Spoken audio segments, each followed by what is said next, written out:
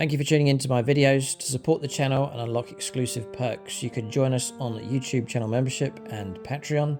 Follow the links in the video description below. Select your level of support and help keep the content coming. This channel exists because of the support we have from fans just like you. Thanks and enjoy the video.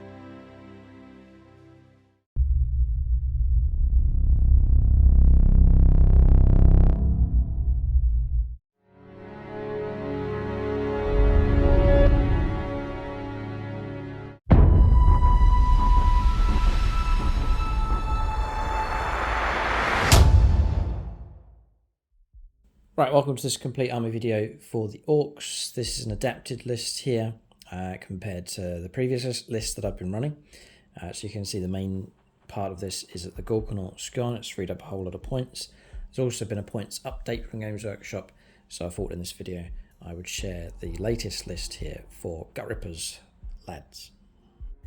So the aim of this video is to give you an army breakdown, talk about the overall army philosophy, why each unit's been taken, the battle plan, and then share the points values and the war gear and the loadouts for this list for the Orks. You're welcome to copy it. You can copy parts of it. You can take the entire list and see how you get on. Perhaps you're thinking of getting into collecting Orks or want to expand your collection, then check out the link below for gamingfigures.com. They do Warhammer 40,000 at a discounted rate. If your order's large enough, you can tap into free postage with them in the UK, and also deeper discounts available with them as well. And if you're in the middle of England, sort of Middlesbrough direction, check out their Facebook page. You can visit them. Great shop and a brilliant space for gaming as well. So that's gamingfigures.com, link in the video description below. So for the Orks, the overall philosophy is to maneuver into position and then launch a huge charge and just swamp and destroy the opponent. It's a great fun way to play. There's lots of ways that you can do that with the Orks. I suppose the main focus for them would be the delivery of your units into close combat. You can jump them in, sneak them in, infiltrate them in, boost them in, drive them in, run them in. There's all different ways you can go about doing it. With this list, I've tried to pick units that I like, but the overall plan is to lean heavily into melee and impact is the plan with the Orks. So most of my force is committed to that big charge. There are a few other units that will march up the board steadily and others that are designed to hold back, but that's mostly to a minimum. The main focus is on the charge, and the key part to be successful with the Orks is to make sure that you charge first before you're charged. And so it's the ability to stretch and get into position and charge, as opposed to being charged, then the Orks can find themselves in trouble. So in this video I'll go through the units, I'll give you the points values as well, and you should see a list written out for you in the video description below that you can use as well.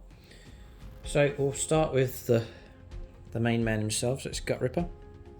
If you like the look of my Orks and the way they've been painted, then do check out the Ork painting tutorial on the channel. There's a couple, one for the vehicles and then one for the regular infantry models. So if you like this style, you can copy that, and I'll show you from start to finish how to achieve the same results. That's Gutrippa. Put him down there. So he's cheap enough. I think he's 65 points. I do give him the upgrade. I've got enough points to give him Headwhoppa's Killchoppa, so that's going to be 20 points, so 65 plus 20.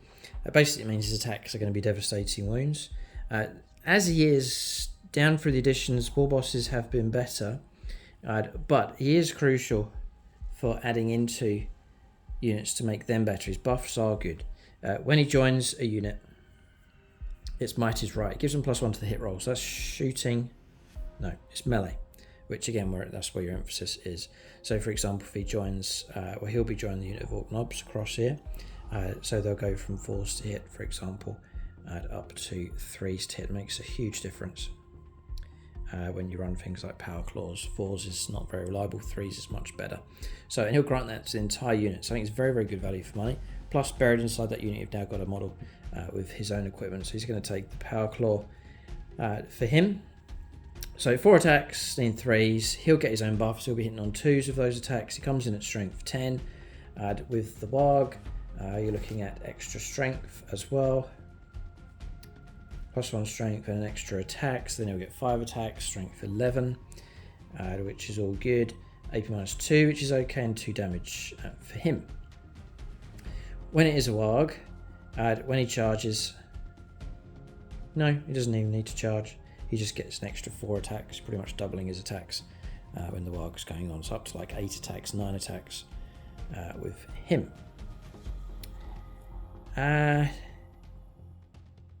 I'm not sure on that one. Whether he gets that on top of the bonus for the Waaagh, so he gets 4 attacks +1 for the Waaagh and then plus another 4, or whether that 4 is the replacement for the 1. So it's either 8 or 9 attacks, but it's still a nice lot of attacks coming through with him. So with Orks, you're trying to time your impact with your Waaagh. So in any battle round, including turn 1, you call a Waaagh. Start of the battle round, even if the opponent's going before you, their turn's before yours, you have to call it. And then the ability with that is advance and charge. Remember I talked about trying to make sure you get in first before your charge, so an extra bit of stretch, you can advance and charge, which is great. And then also +1 strength and extra attack, fantastic. And then to help you out with a bit of durability, 5+ invulnerable save across all of these units. So I guess there's a few extra attacks with him in the form of the squig. Yeah, squig attack, yeah, extra attacks, I only always forget it, an extra 2 attacks. Nothing too significant, but a few extra bits coming through.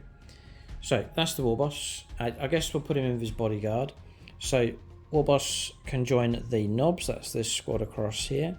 Full squad of 10. It's one of my most potent units. So with Nobz, the fantastic thing about them is that you can give them all power claws, which is what I've done. Any number of models can take power claws, just give the entire unit power claws. And that's going to give you 3 attacks each, so 30 attacks coming from that unit. Remember, you've got Gutrippa buried inside. If there's a Waaagh, 40 attacks coming from that unit in 4s, with the Warboss in 3s, and then strength 9, strength 10 with the Waaagh, AP -2 and 2 damage. Going to cause real trouble for pretty much anything they charge into. They really can deliver a mean punch. Now, to deliver them in, to try and manoeuvre them up the board, and usually the situation with the Orks is manoeuvre on turn 1, in most games, and then usually a charge or a Waaagh on turn 2 is the idea. And so trying to get my army into position to do that, I usually mechanize up my stuff. So see the trucks here at the back, a truck for the Nobz. They go inside, there's capacity I think of 12, so 10 Nobz plus the Ripper. They'll go inside that truck, and the truck's job is just to bomb them up the board, offer some protection, and then try and get them into position. So then you're looking at, and I plan to do a tactics video alongside this just to show you a bit more deeper insight, but disembark 3, move your 5 or 6, I think it's 5 inches for the Ork Nobz. No, 6 inches actually, so 3 and 6, that's 9, plus an advance, and then a charge after that. So you've actually got a real good stretch when you're disembarking from a vehicle. So that's that combination across there. In similar fashion, but on a lower grade, is Boyz and Trukks, squad of 10, another squad of 10. There's a Nob buried in each one with a power claw, and the same concept. They go inside these trucks here at the back, and these I had really good fun putting these together. They were originally, when Games Workshop ran looted wagons for the Orks, so you can make some great conversions. There's an Imperial Fist Rhino that's been broken into.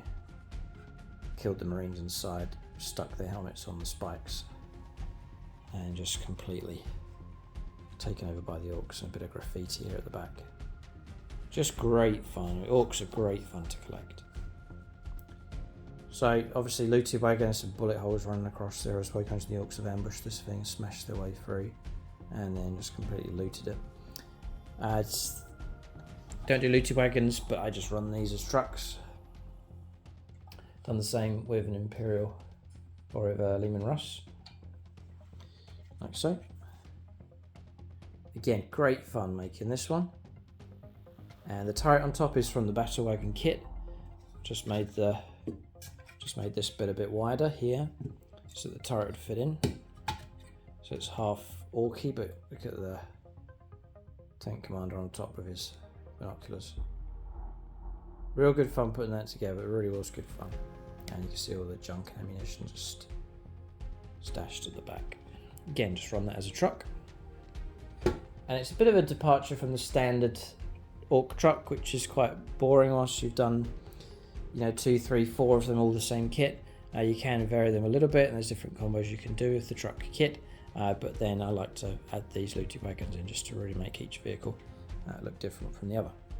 So Orkboys, not the hardest of hitting units. They're more for supporting an attack, or I'll manoeuvre those around to go after no man's land objectives, whilst other heavy hitting units actually go for the opponent and try and destroy them.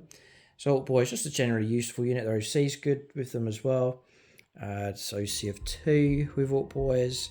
Lots of attacks with the chopper, 3 attacks each, strength 4 AP -1, 1 damage. But the Waagh's going to give them strength 5, an extra attack, so 4 attacks, look at like 40 attacks. With all of those boys, you can chuck out a good few attacks with them. But they will bounce off certain targets, heavy infantry vehicles and so on. They'll struggle. The detachment I've gone for is generally the all-round good one for the Orks. That's the War Horde. The main rule for that detachment is get stuck in. So in close combat, 6s will pop extra hits, so sustained hits of 1. It's great for your infantry. It's great for your heavy infantry with like kill saws and so on. It's great for your characters. Just pop some extra attacks coming through. And then great for your heavier stuff such as the cans over here. 6s just popping those extra hits. I really like that. It's some great stratagems as well. And some of the enhancements are pretty good.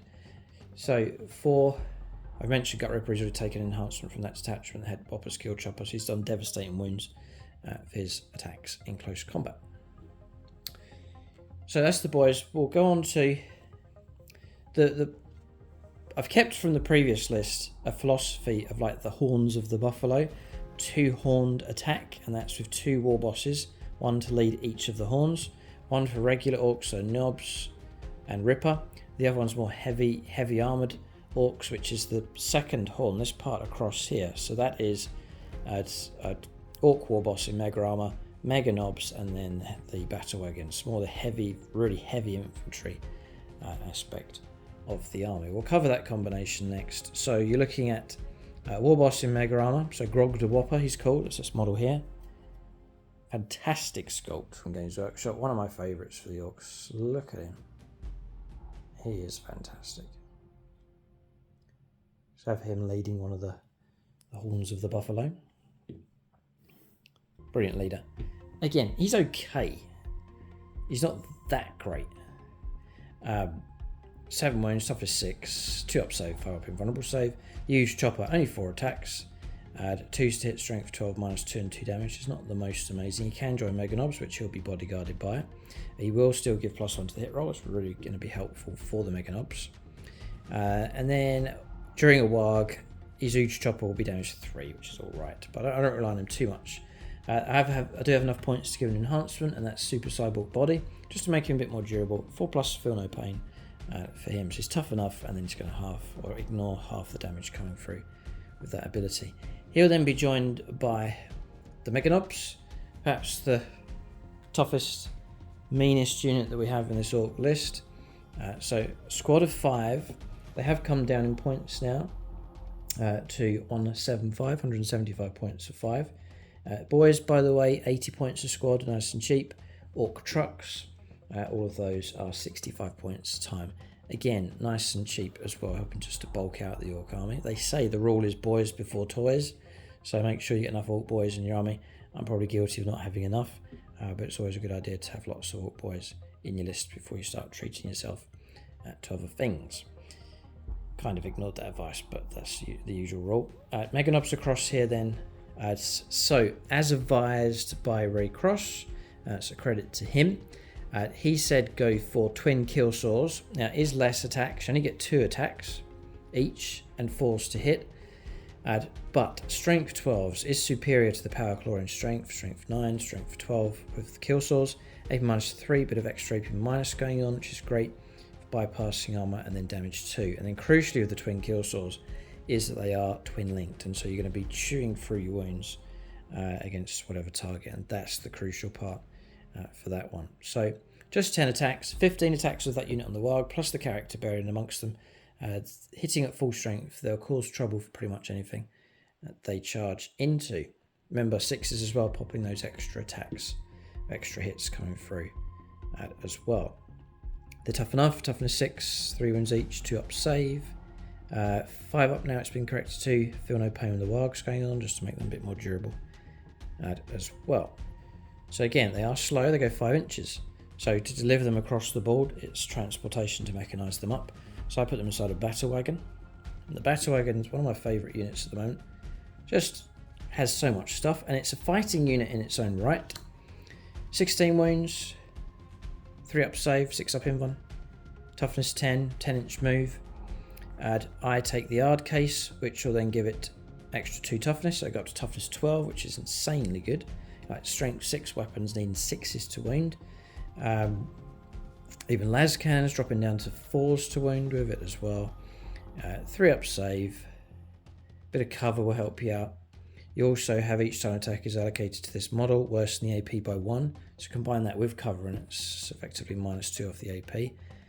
So the opponent's going to struggle. They're going to have to invest a fair bit to bring one of these things down. That's great because the whole time it stays alive, you're protecting the models inside.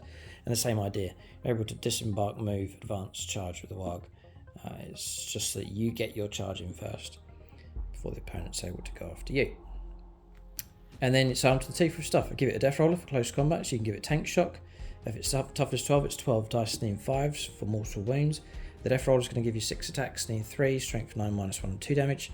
And I believe you can take a grabbing claw on top of that, so it's an extra 2 attacks needing 3, strength 8, -2 and 2 damage. And a wrecking ball as well, an extra attack needing 4, strength 10, AP 0 and a D6 damage. Fantastic. Loads of attacks. Bit of shooting as well, 4 big shooters.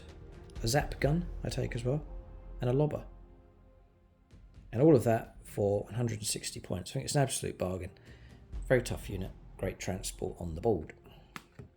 And I've nicknamed it the shuttle bus because it's just designed to move units around the table nice and quickly. So that's the 2 horns of the buffalo. Whilst the main orc force moves forwards, and the 2 horns that push through and break through at different points. Sometimes you'll see them combining in games where the 2 will go together at a certain point. Usually they head off in 2 different directions, but with the same intent, same purpose, is to take the fight to the opponent, try and break them with that transport unit character combination.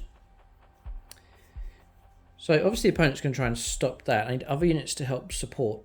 So I have a very mobile element to the army, and that is bikers, big squad of 6, and then I run this model here. It's a Forge World sculpt. So, Cousin Zog, we've called him.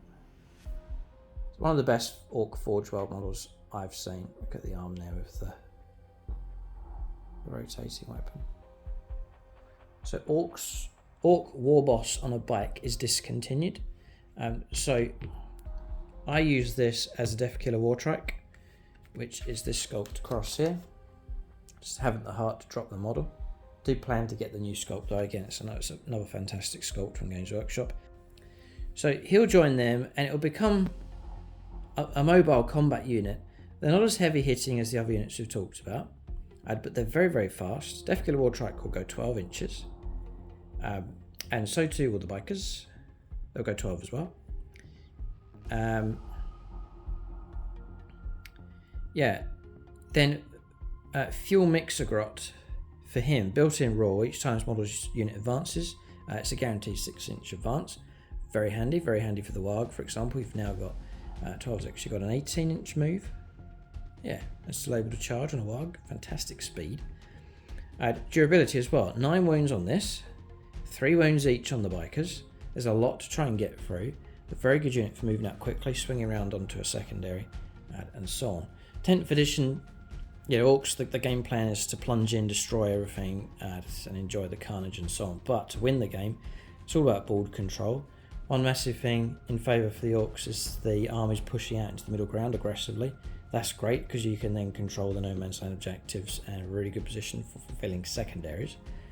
And so the philosophy for the Orcs of going aggressive suits 10th edition quite nicely. If they're able to surge to the middle ground, that's a strong position to be in. So a unit like this that can move so quick, it's very, very useful in that regard. A bit of DACA available with these as well. I think they're on like 6 shots each. It's twin Daka gun. No, they get 1 twin Daka gun.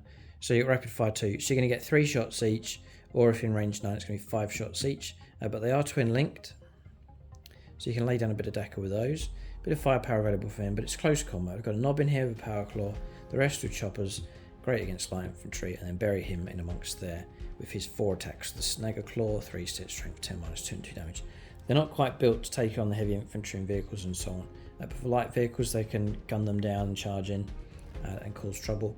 But great unit to swing around on the flank, grab a no man's land objective, and help in that regard. Or to try and push around, sneak around at the opponent's lines. So that's the Bikers and Defkillla Wartrike combo. So I've got 2 Horns of the Buffalo. I've got supporting boy squads moving up. I've got Bikers supporting moving up as well. I need stuff that will hold the backline, usually 1 home objective. So for that, I've got Mek Gunz. I think it's wise to split them into individual units. So 1, 2, 3 of them, squads of 1. So I can dot them around the board, or I can cluster them where I need to, perhaps on the home objective. They can lay down, they'll sit there at the back, but also provide me a bit of firepower support going forward. So there's some target that needs to be neutralised or softened up. They can provide that cover. So I've settled on the Smasher gun, range 48, D3 plus 1 attacks. Forced hit, strength 9, minus 3 damage. The strength is quite low. The other option is to go for the custom mega cannon, which would be D6 attacks, strength 12, but it's only AP minus 1. It's annoying if you're going after things they need to soften up, such as land raiders, redemptor dreadnoughts, 2 up save and cover, armor of contempt, and so on. They're going to struggle to dent those kind of targets. So I've gone for Smasher Gun with a bit of extra AP minus 3 in total.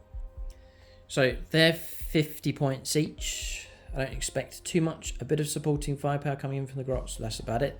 They do anchor at the backs. They're often ignored or low priority for the opponent as the rest of the Ork army is surging forward. So hopefully they get a good few turns of being alive and be able to support with some firepower. So Defkillla Wartrike, by the way, for points is 80 points.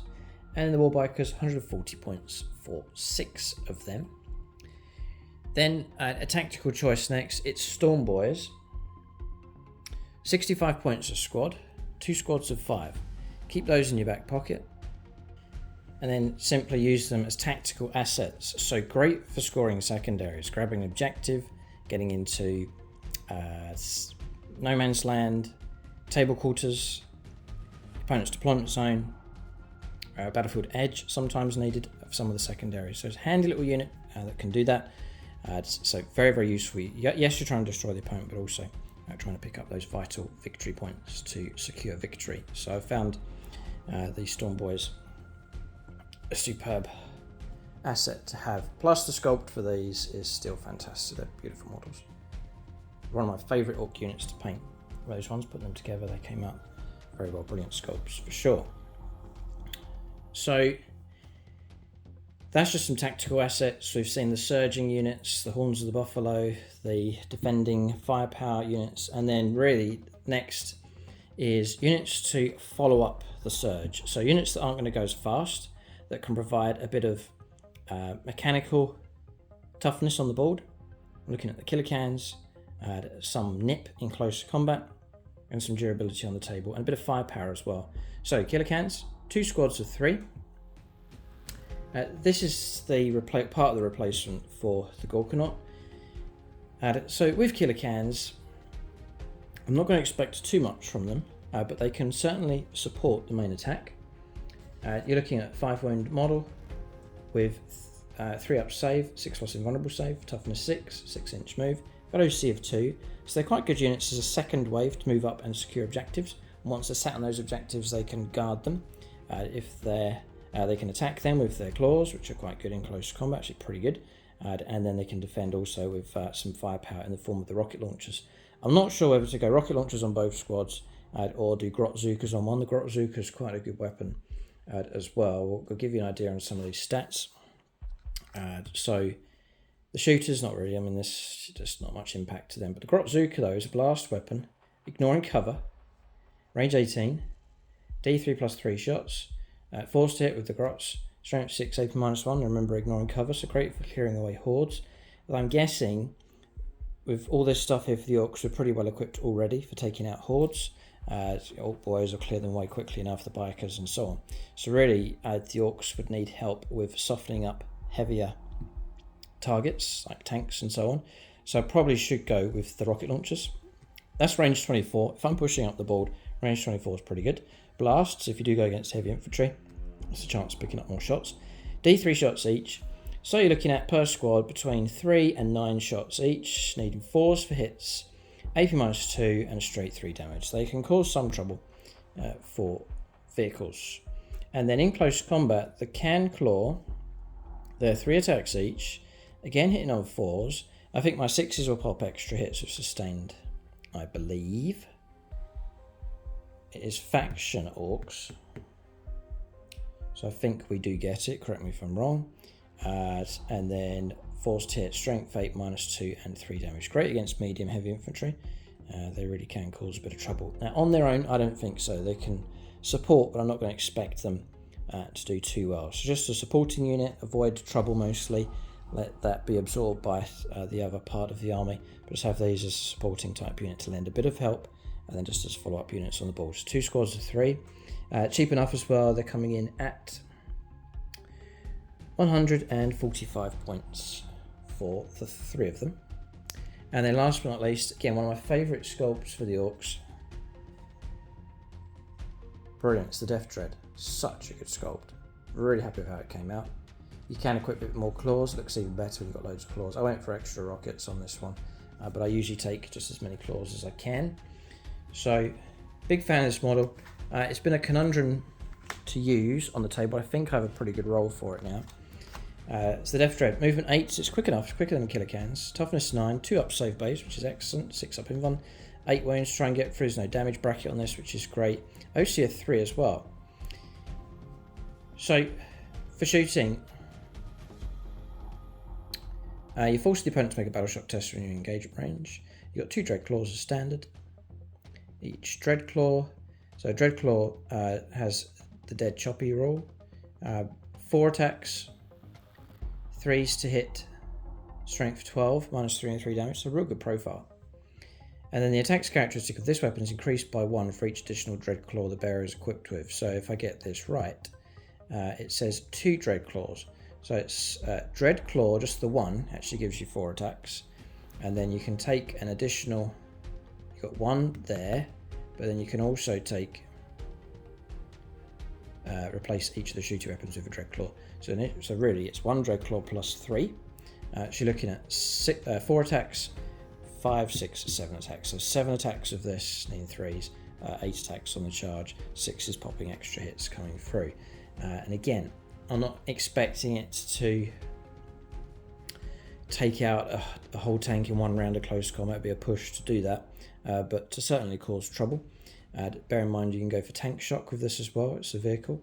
9 dice steam 5s if you really want to try and soften something up with it as well. We've talked about in this video the delivery of the Orks, how to get them into close combat and charge first without being charged. So that's been the issue of this. Walking up the board, the opponent knows where it is, they can plan for it. He's going 8 inches at a time, it's a bit slow, and then he gets ambushed and it's destroyed. It's happened time and time again, which is a shame. So instead, I think a good way to use this is rapid ingress. So rapid ingress onto a flank, so this is going to be turn 2 onwards, rapid ingress onto a flank, in position, and then move off next turn and get ready for the charge and do it that way. And if you place him right, you can place him in a position where he's a threat, but is securely or hidden away mostly from the rest of the opponent's force, and therefore won't be destroyed. The opponent can't react because they've already made their move.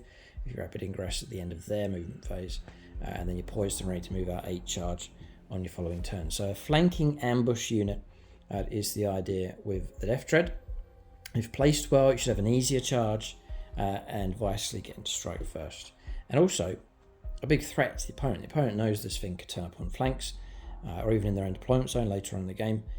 And then it's just this, they have to keep watching their flanks, keep an eye over their shoulder for their backline, compensate for that if they can. So he's a disruptor, he's an influence, he's a threat whilst he's in reserves as well. And then whilst he's there in reserves, he's protected. He's not walking up the tail being shot to pieces and being taken down. So that's the idea with the Deff Dread. So a good tactical asset to have. So that's the list for the Orks. There's plenty of variety in here. I got rid of the Gorkanaut because it just sort of lumbered around. It struggled to reach anything and just got shot to pieces. It was a tough transport vehicle, but it was a big points investment. So swap it out for a Trukk, just to transport the Nobz and Gutrippa around. And then take Killa Kans as follow-up units that can provide plenty of rocket firepower. And then close combat ability for them as well, a bit of durability. And they're split, so 2 squads of 3, and they can move out to secure no man's land objectives. We'll see how that goes. What would you add? What would you take away from this list? What units do you think are weak? Which units do you think are strong? Any extra hints and tips? Do you agree with the formation? Let us know in the comment section below. You're welcome, as I said already, to copy this list or take part of it, experiment with it, see how you get on. And by all means, let us know in the comment section below. You can continue the chat over on Discord as well. Join us there on the community. There's a tab that says Luke's Armies, and you can get in contact with me there, leave feedback, lists, suggestions, and so on. And you can chat amongst each other as well over on Discord also. It's a great platform for discussion, picture sharing, list sharing, rules questions, and so on. But that is the complete army video for the Orks. 2,000 points, the Ward Horde detachment, Gutrippa's lads, the Horns of the Buffalo formation. We'll see how they get on in their future games. They're in our league at the moment, so we'll see what kind of progress they can make. Keep a look out for more videos. Check out the other Ork videos in the content bomb that's been released. Thanks for watching. Tune in next time.